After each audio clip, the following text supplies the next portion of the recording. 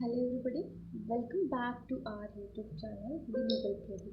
Today we are going to start the next lecture in the lecture series of Maharashtra Recognition of Trade Union and Prevention of Unfair Labor Practices Act 1972.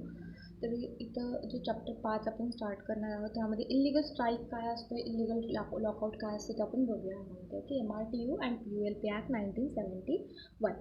Okay, तर ह्यामध्ये basically सगळ्यात पहिला तुम्हाला strike म्हणजे काय असते ते समजायला पाहिजे, लॉकआउट म्हणजे काय ते समजायला पाहिजे. तरच आपण पुढे जाऊ शकतो की इलिगल स्ट्राईक म्हणजे काय, इलिगल लॉकआउट म्हणजे काय. तर आपण त्यामध्ये प्रोव्हिजन्स बघणार आहोत, जो सेक्शनचा पार्ट आहे, सेक्शन 24, सेक्शन 25 मध्ये ह्यासोबत डील करतो. तर दोनच सेक्शन बघणार आहे आपण, ब्रीफली बघूया. खूप इम्पॉर्टंट टॉपिक आहे एक्झामसाठी. ओके ओके तर आता बेसिकली आपण स्ट्राईक म्हणजे काय असते याची कन्सेप्ट बघूया. Concept of the strike. Okay, strike म्हणजे वर्कर्स असू देत किंवा एम्प्लॉईज असू देत, यांनी एकत्र येऊन काम बंद करतात. ज्या वेळेला काम बंद करतात, वर्क स्टॉपेज ऑफ वर्क करतात, जेणेकरून एम्प्लॉयरवर प्रेशर येईल आणि त्याच्यामुळे त्यांच्या डिमांड जे आहेत ते पूर्ण होतील. ओके, आता सिम्पल जर बघायचं म्हटलं, workers collectively stop the work to protest against the employ. आता स्ट्राईक का केला जातो ह्यामध्ये, सॅलरी इन्क्रीज करा किंवा बेटर वर्किंग कंडिशन्स असू देत किंवा बोनस डिमांड असेल किंवा अनफेअर ट्रीटमेंट जर देत असतील तर त्या विरोधात त्यांनी ह्यामध्ये स्ट्राईक करत असतील. फॉर एक्झाम्पल बघा, ह्यामध्ये फॅक्टरीमधील वर्कर्सनी पगारवाढीसाठी काम बंद केलं असेल तर स्ट्राईक म्हणणार त्यामध्ये. ओके, इम्पॉर्टंट पॉईंट्स आहेत की यामध्ये वर्कर्स कलेक्टिव्हली असायला पाहिजे. एक वर्करनं स्ट्राईक केला तर त्याला स्ट्राईक म्हणता येणार नाही, कलेक्टिव्हली पाहिजे. यामध्ये इंटेन्शनली वर्क बंद करायला पाहिजे, stoppage of work due to the intentionally. Okay, not for the stoppage of work due to the power cut off, not, this is not a strike. Okay, एम्प्लॉयरवर pressure आणण्याचा purpose असतो यामध्ये. Under the industrial dispute act 1947 स्ट्राईकला legal recognition दिलेलं आहे. आता next आहे concept of lockout. ह्यामध्ये टाळेबंदी असं म्हणतात त्याला, लॉकआउट. लॉकआउट म्हणजे एम्प्लॉयर किंवा कंपनी जो असतो, म्हणजे आता opposite to the strike.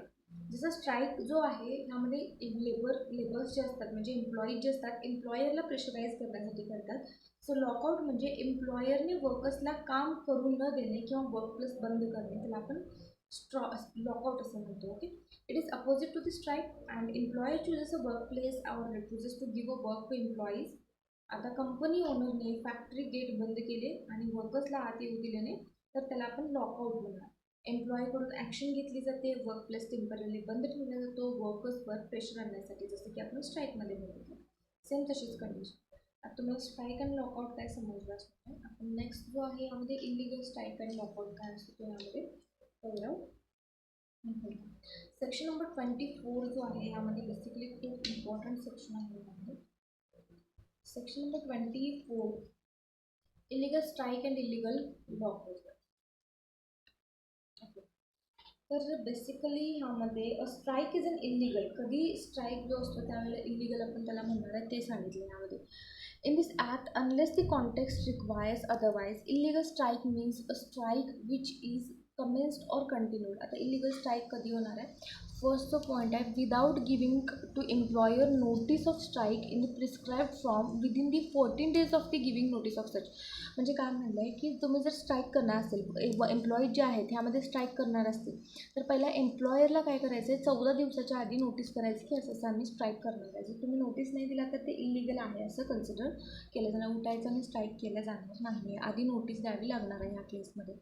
B point आहे, where there is a recognised union, जिथे जिथे रिकग्नाइज्ड युनियन आहे, without obtaining the vote of the majority of the members of the union in the favor of strike before the notice of the strike is given. म्हणजे ह्यामध्ये काय म्हणलं, जे recognise union असेल तर ते मेंबर्स जेवढे आहेत त्यामध्ये त्यांचा मेंबर्समध्ये मेजॉरिटी ऑफ वोटिंग पाहिजे ना. ओके, तर सेकंड पॉईंटमध्ये काय असतं, where there is a recognise union without obtaining the vote of the majority. जर तुमचा रिकग्नाइज युनियन आहे, तुमच्या रिकग्नाइज युनियनमध्ये 100 मेंबर्स आहेत तर 50पेक्षा जास्त तुमचं मेजॉरिटी पाहिजे यामध्ये. कारण की 50पेक्षा जास्त मेजॉरिटी पाहिजे की तुम्ही स्ट्राईक करणार आहात. जर मेजॉरिटी नसेल तर इलिगल स्ट्राईक कन्सिडर केले जाणार आहे. सी पॉईंटमध्ये काय म्हणले, during the pendency of the conciliation proceeding under the Bombay act और central act. Central act means what, industrial dispute act 1947. आता ह्यामध्ये काय म्हणलं आहे की तुमची काउन्सिलेशन प्रोसिडिंग आहे अंडर बॉम्बे ॲक्ट आणि इंडस्ट्रियल डिस्प्यूट ॲक्टमध्ये.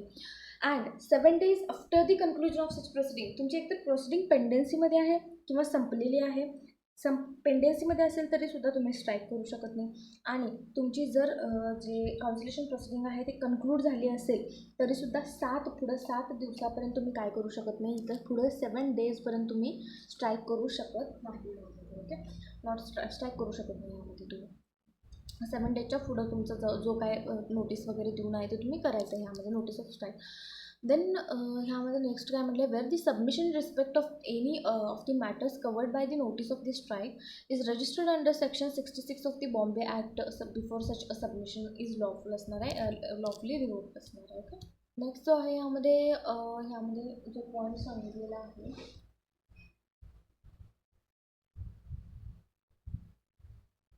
आता ई पॉईंटला जाणार आहे आपण. ई पॉईंटमध्ये काय सांगितलं,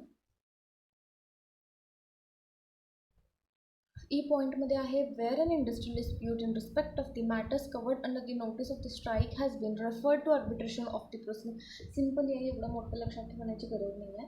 आता इथं आपण काउन्सिलेशन प्रोसिडिंग बघितलं वरती, येथे खाली आर्बिट्रेशन प्रोसिडिंग ज्यावेळेला चालू असते म्हणजे during the voluntary arbitration proceeding, स्वतःहून दोन्ही पार्टीज आर्बिट्रेशन प्रोसिडिंगमध्ये गेले, स्वतःहून एम्प्लॉई गेला आहे तिथे की आर्बिट्रेशन प्रोसिडिंगमध्ये, त्यावेळेस जो आहे त्यामध्ये अवॉर्ड आउटकम्स जे आहेत इन इफेक्ट, त्यावेळेस तुम्ही तिथे स्ट्राईक करू शकत नाही. ओके, त्यानंतर केला तर इलिगल असणार आहे. एफ पॉईंटमध्ये काय सांगितलं आहे, ड्युरिंग दी आर्बिट्रेशन प्रोसिडिंगमध्ये तुम्ही स्ट्राईक करू शकत नाही. ई पॉईंटमध्ये व्हॉलंटरी आर्बिट्रेशन सांगितलं आहे. एफ पॉईंटमध्ये during arbitration under the central act before conclusion, इथं तुम्ही व्हॉलंटरी आर्बिट्रेशन प्रोसिडिंग सांगितलं आहे. इथं आर्बिट्रेशन नॉर्मल असू दे, व्हॉलंटरी असू दे, दोन्ही सांगितले. प्रोसिडिंगच्या बीचमध्ये तुम्ही काय करू दरम्यान तुम्ही स्ट्राईकवर जाऊ शकत नाही. जी पॉईंटमध्ये काय सांगितलं, जी पॉईंटमध्ये during compulsory arbitration under the Bombay act, जर कंपल्सरी आर्बिट्रेशन असेल बॉम्बे ॲक्टमध्ये तर तिथंसुद्धा तुम्ही अवॉर्ड जे असणार ते कम्प्लिटली बाइंडिंग असणार आहे, त्यावेळेस त्या दरम्यान तुम्ही स्ट्राईक करू शकता.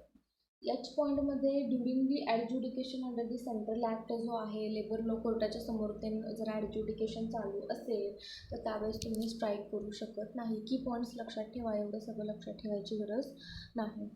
प्रोव्हायडेड दॅट, आता ह्यामध्ये प्रोव्हिजो एक्सेप्शन आहे. प्रोव्हिजोमध्ये काय सांगितलं, clause G and clause H. Clause जीमध्ये आपण काय बघितलं, कंपल्सरी आर्बिट्रेशनचा पॉईंट बघितलं. क्लॉज एचमध्ये जो ह्यामध्ये इंडस्ट्रियल डिस्प्यूट ॲक्टमध्ये जो ॲडज्युडिकेशन असतो आहे लेबर कोर्ट इंडस्ट्रियल कोर्टासमोर, त्याचा पॉईंट आहे यामध्ये.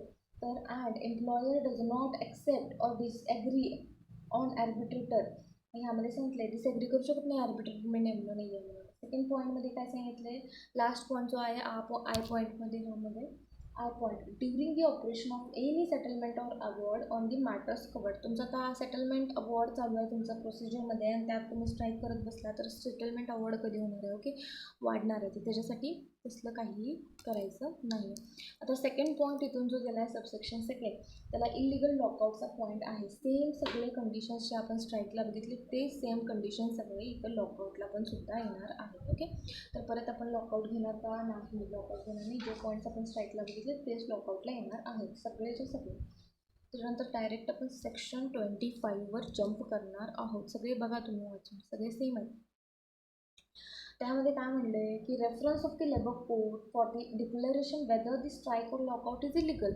तर reference of labour code for declaration of whether the strike is lockout और इलिगल. आता ह्यामध्ये स्ट्राईक जो आहे तो स्ट्राईक अँड लॉकआउट जो आहे ह्यामध्ये इलिगल आहे की नाही हे रेफरन्स कोण देणार आहे, लेबर कोड. त्यामध्ये बघा ह्यामध्ये काय सांगितलं, employees purpose of the comings of the strike, ह्यामध्ये where the employees in the undertaking have proposed to be go on the strike or commence a strike, the state government or employer or undertaking may make a reference to labor code. आता कोण पण ह्यामध्ये employee जो आहे ह्यामध्ये स्ट्राईकवर गेला असेल तर ह्यामध्ये स्टेट गव्हर्नमेंट स्वतः एम्प्लॉई किंवा जो कोणी ह्यामध्ये त्यांचा जो कोण असणार आहे अंडरटेकिंग असणार आहे त्यांनी काय करायचं, लेबर कोर्टला रेफरन्स द्यायचं की असं असं आमच्या अंडरटेकिंगमध्ये काय करत आहे, एम्प्लॉई जे काय आहे ते स्ट्राईक करत आहे ते डिक्लेअर करा की ते इलिगल आहे की नाही तुम्ही डिक्लेअर करा. आता मग ते जे लेबर कोर्ट असतात ना त्यांनी डिक्लेअर करणार की ते इलिगल आहे की नाही, लेबर कोर्ट डिसाईड करणार.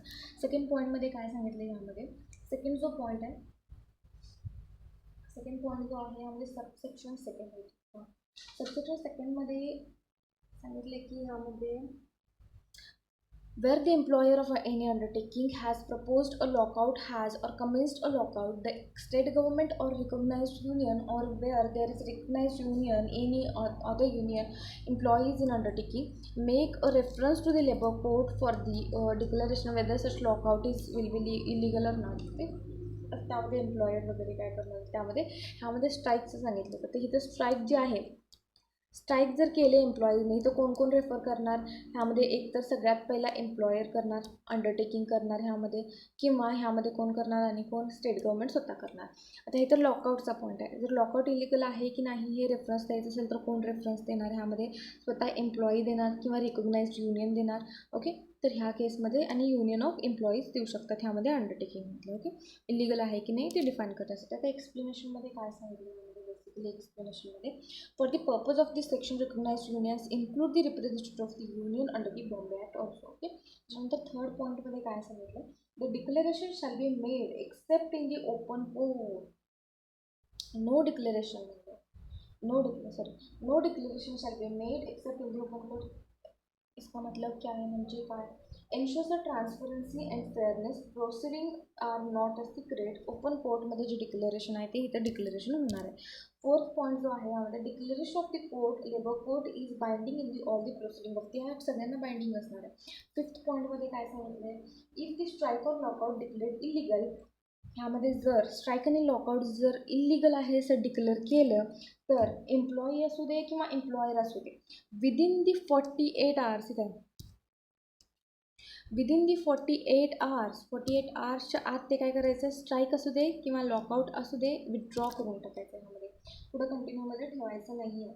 मग ते जे पुढचं आहे ते डीम्ड ॲज इन नॉट, म्हणजे ह्यामध्ये नॉट डीम्ड ॲज इन तिने इलिगल ॲक्टिव्हिटी केलं नाही आहे, कारण त्यांना माहीतच नाही त्यामध्ये illegal under this activity. I hope समजलं असणार आहे. सेक्शन 24, सेक्शन 25 स्ट्राईक काय असणार आहे, लॉकआउट काय असणार आहे. नेक्स्ट चॅप्टरमध्ये आपण चॅप्टर 6 बघणार आहेत, अनफेअर लेबर प्रॅक्टिसेस, सेक्शन 26 आणि 27.